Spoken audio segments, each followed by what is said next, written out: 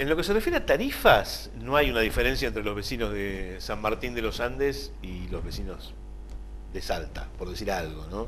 Si bien es cierto que en la Patagonia hay, digamos, progresividad de los aumentos que fueron distintas, pero digamos, la tarifa nos afecta a todos de una manera similar, los aumentos de tarifa nos afectan a todos de una manera similar. Con lo cual, en ese aspecto, que tiene que ver con lo tarifario, bien, es cierto que nosotros tenemos un ente provincial de energía, es decir, el prestador, distribuidor de esa energía es el EPEN, pero por ejemplo en el caso del gas tenemos el prestador que es Camusi, que es un prestador para toda la Patagonia, digamos. Claro. Con lo cual las tarifas nos afectan a todos más o menos de la misma manera. Eso por un lado, con lo cual estamos naturalmente con todos los efectos del aumento tarifario y además con todos los reclamos que se han puesto en práctica a partir de esa situación. Vos sabés que en lo inmediato ahora hay un planteo que ha hecho el propio gobierno nacional, muy curioso, que tiene que ver con la posibilidad de que las provincias y los municipios bajen la carga impositiva sobre los consumos de energía. Lo cual es cierto. No solamente es cierto, sino que la Defensoría del Pueblo de San Martín de los Andes, Defensoría del Pueblo y del Ambiente, ya lo planteó el año pasado.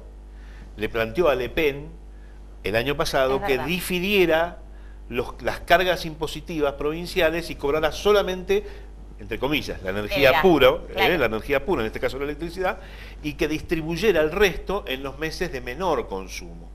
Y lo mismo se planteaba con el tema de los impuestos municipales, es decir, que lo que está planteando ahora no es exactamente lo mismo, pero el efecto es similar. Lo que está planteando ahora el Gobierno Nacional, de alguna manera ya lo había planteado la Defensoría el año pasado. Es cierto que aquí lo que se está planteando es la quita, y nosotros decíamos difiera el pago del componente fiscal. Muy bien, la quita del componente impositivo provincial y municipal es interesante, sobre todo el componente provincial. Ahora, uno no puede dejar de señalar que si yo voy a pedirle a los municipios que quiten la carga fiscal sobre las boletas, sobre las tarifas, sobre los consumos de energía municipal y provincial, no podría no decirle al Estado Nacional que quite el IVA, que es el componente fiscal más importante que tienen las tarifas.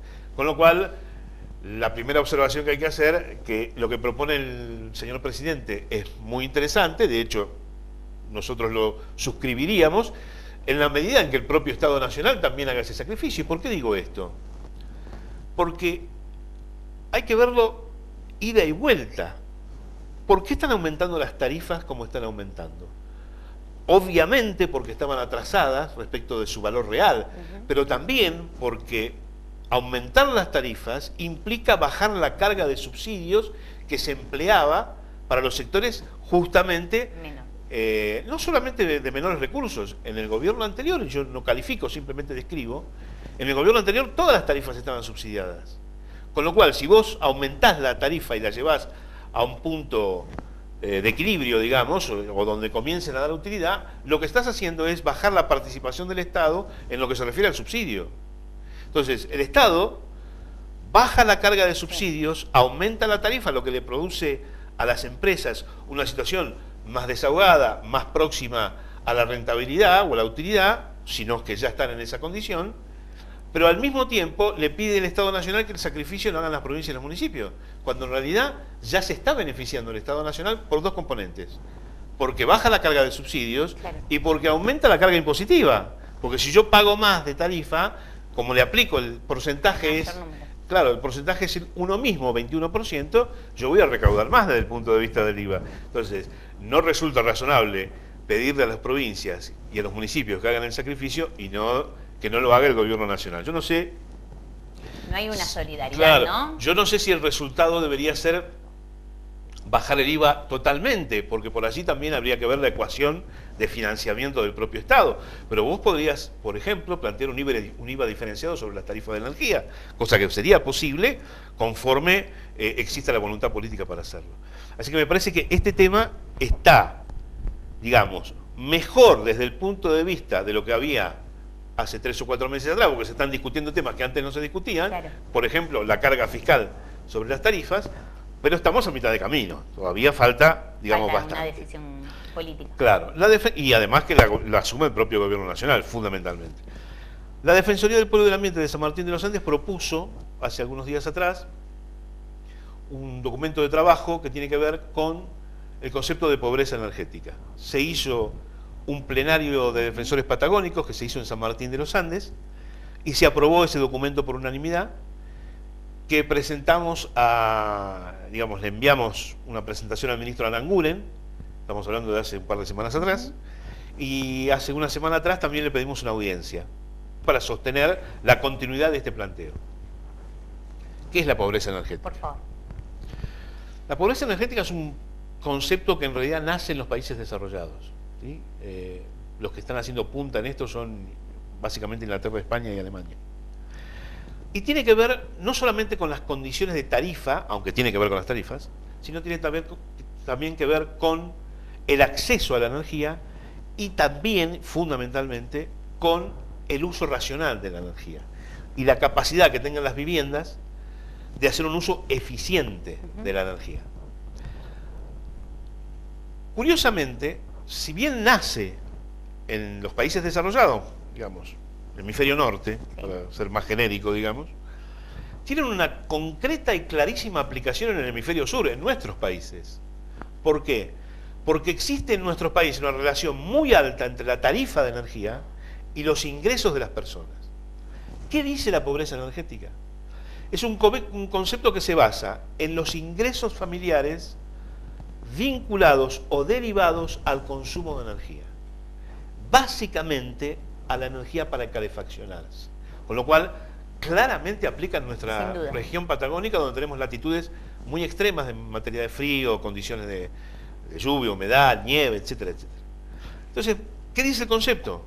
Si un hogar destina más del 10% del ingreso familiar a consumos de energía directos o combinados que se aplican a los usos para la calefacción, ese hogar es pobre energético. Si gasta el 20% o más del 20%, es un indigente energético, ¿sí? Entonces, ¿qué dice el concepto? Hay que reducir la carga de afectación del ingreso de las familias respecto del uso de la energía. Y pone el tope del 10%. ¿Qué estamos haciendo nosotros? Planteamos exactamente lo mismo, pero aplicado a nuestra región patagónica. Señor, si un hogar gasta el 10% o más del 10% para consumir energía combinada o directa quiere decir o electricidad o gas, o electricidad y gas, ¿sí? O leña, puede ser también leña, garrafas, cepelines, lo que fuere. Si gasta más del 10%, el 10 o más del 10%, es un pobre energético. Particularmente San Martín de los Andes es más que aplicable.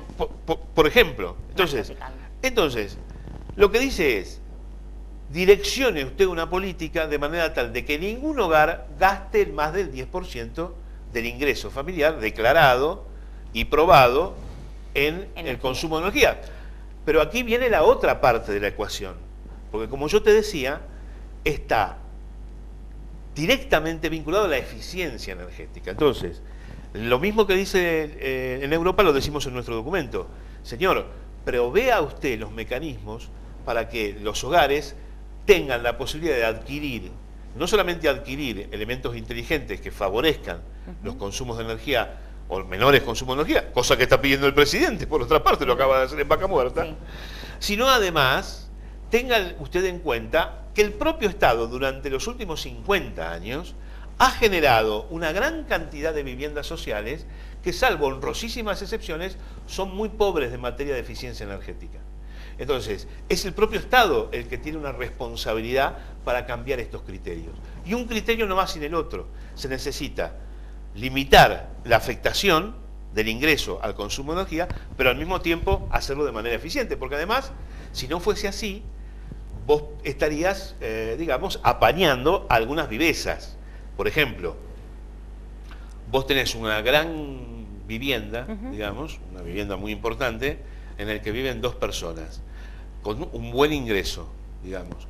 En esa curva vos nunca vas a afectar el 10% de su consumo, ¿sí? O si lo afectás, porque la casa es muy grande y hay que calefaccionarla, si lo afectás, en realidad sos una persona que tiene una categoría alta en ingresos. Claro, alta en ingresos que no justifica. Entonces, ¿qué dice la propuesta que hacemos los defensores patagónicos? No se reduce solamente al concepto de pobreza energética, sino que le decimos al ministro Aranguren: señor ministro, usted tiene un mecanismo que es el de la tarifa social, ¿sí? La tarifa social hoy se puede gestionar, se comprueba y conforme una determinadas condiciones, 2,5 veces salario mínimo, personas con certificado de discapacidad, jubilados, Menores, etcétera, pueden acceder a la tarifa social. Pero ¿qué ocurre con la tarifa social? La tarifa social no involucra a estos hogares, muchísimos hogares, que no tienen las condiciones para estar dentro de la tarifa social, pero gastan más del 10% en de sus ingresos en calefacción. Es decir, por ejemplo, gente que tiene un trabajo estable, un empleado del Estado, por ejemplo, que tiene un trabajo estable, que tiene un ingreso medio bajo o medio, pero que por las condiciones de vida, por la situación en la que está, porque no tiene gas, por ejemplo, y solamente tiene energía, o porque necesita combinar para el calefacción, se pasa del 10%. Entonces decimos, mantenga usted la tarifa social, perfecto. La tarifa social atiende a un sector fuertemente vulnerable de nuestra ciudad, hay que mantenerla, pero aplique un criterio similar para los consumos energéticos que superan el 10%. ¿Cómo? A declaración jurada de la persona que dice que gasta más del 10%, encuesta social. ¿Sí? Encuesta social, que se puede hacer por convenio con los municipios. Entonces no es porque la declaración jurada todos somos buenos hasta que dejamos de serlo. Entonces lo que hay que hacer es comprobar que eso es así. Entonces, la persona demanda el concepto de pobreza energética, lo hace por declaración jurada. Se lo visita o se busca el mecanismo para hacer la encuesta social, se confirma que esa persona efectivamente tiene los ingresos que declara, la situación que tiene y las condiciones de su vivienda son tales y tales, y que sus ingresos son afectados en más del 10%, entonces ingresa en la tarifa del concepto pobreza energética. ¿Qué quiere decir eso? Que el Estado, en ese caso, direccionará la forma, generalmente a través de un subsidio, para que esa persona pague menos del 10%. O por el valor del kilowatt, o por el valor de lo que sea, ¿se entiende? Pero, digamos, esta es la propuesta que hicieron las Defensorías Patagónicas. Y a partir de ahora... Perdóname, sí, no es contradictoria, puede ser perfectamente combinada con la de bajar la carga impositiva. Claro, es paralela. ¿Y ahora cómo sigue el proceso? ¿Presentaron la nota al ministro? ¿Hubo alguna contestación, algún tipo de llamado? No, la nota la presentamos hace 8 días, si no recuerdo mal. Muy poco. O sea, hace 15 días, 16 días, presentamos el documento de trabajo al ministro. Y hace 8 días, en la continuidad de la acción, presentamos el pedido de audiencia. Es poco, en realidad, para que nos contesten. Pero esperemos que nos contesten de manera perentoria. No podemos nosotros estar en la agenda del ministro, pero esperamos que una pronta respuesta para que nos citen y para poder explicarle al ministro la situación. Nos hubiera encantado que ahora que estuvo en Vaca Muerta nos hubieran llamado, claro. Pero bueno, en fin, son esas cosas.